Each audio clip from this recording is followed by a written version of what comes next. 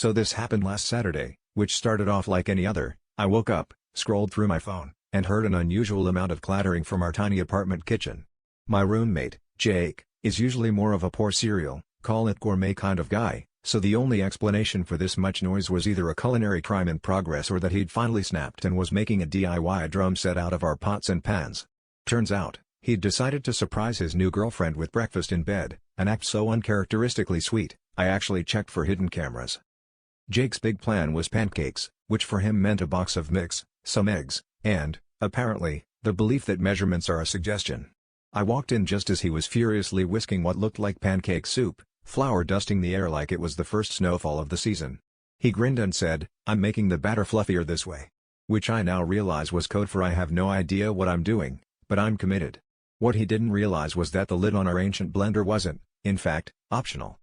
Somehow, Jake managed to press every button on that blender except off, and somewhere between puree and obliterate, the batter exploded like a gluten-filled geyser. Pancake mix hit the cabinets, the ceiling, and, most impressively, landed inside a closed toaster. I'm not saying we found batter everywhere, but 3 days later, I sneezed and it smelled like maple syrup.